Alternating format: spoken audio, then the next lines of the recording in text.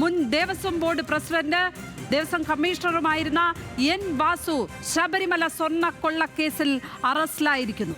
മുൻ ദേവസ്വം ബോർഡ് കമ്മീഷനും ദേവസ്വം പ്രസിഡന്റുമായിരുന്ന എൻ വാസുവിന്റെ അറസ്റ്റ് പ്രത്യേക അന്വേഷണ സംഘം രേഖപ്പെടുത്തിയിരിക്കുന്നത്. നേരത്തെ കഴിഞ്ഞ ദിവസം 2 തവണയായി ഇദ്ദേഹത്തിന്റെ മൊഴി അന്വേഷണ സംഘം രേഖപ്പെടുത്തിയിരുന്നു. ഇതിൽ രണ്ടാമത്തെ കേസിൽ, അതായത് 2019 ശബരിമല ശ്രീകോവിലിന്റെ കട്ടളപ്പാളികൾ കൊടുത്തുവിട്ടതിൽ എൻ വാസുവിന് പങ്കുണ്ട്, അല്ലെങ്കിൽ അദ്ദേഹം ഈ കേസിലെ 3ാം പ്രതിയാണ്.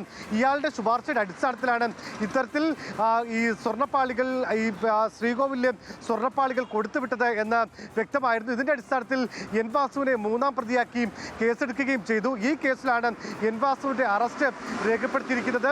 ശബരിമല സ്വർണ്ണക്കൊള്ള കേസുമായി ബന്ധപ്പെട്ട് ഏറ്റവും പ്രധാനപ്പെട്ട അറസ്റ്റിലേക്ക് അന്വേഷണ സംഘം കടന്നിരിക്കുന്നു. ശബരിമല